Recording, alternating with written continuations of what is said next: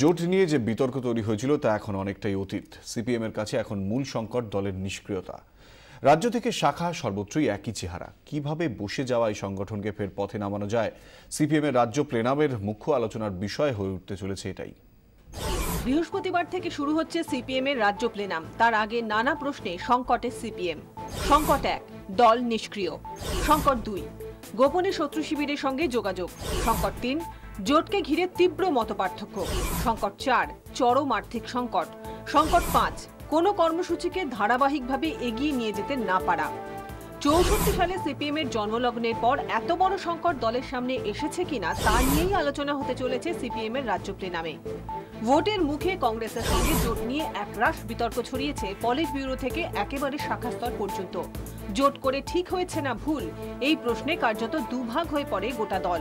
আর এই বিতর্কের ইতি টানতে প্লেনাম ডাকার সিদ্ধান্ত নেওয়া হয়।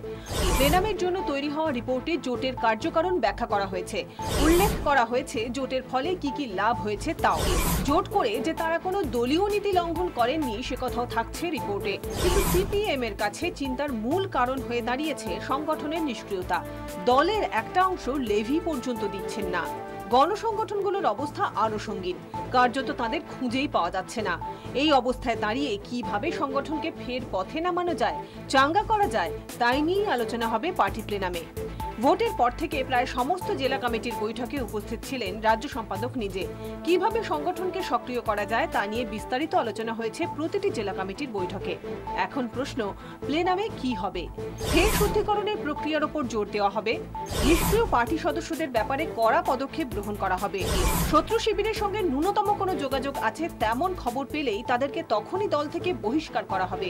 জোট প্রসঙ্গ আপাতত ইতি। কংগ্রেসের সঙ্গে যৌথভাবে পথে নামার কোনো কর্মসূচি এখনই গ্রহণ করা হচ্ছে না। ভোটের সময় আবার পরিস্থিতি বিচার করে সিদ্ধান্ত নেওয়া হবে।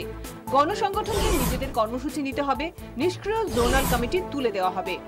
এত কিছুর পরেও আসল প্রশ্ন কিন্তু পথে নামা। তৃণমূলের বিরুদ্ধে কিভাবে পার্টি সদস্যদের পথে নামানো যায় সেটাই হতে চলেছে এবারের প্লেনামের মূল আলোচ্য বিষয়। উজ্জ্বল মুখার্জির রিপোর্ট।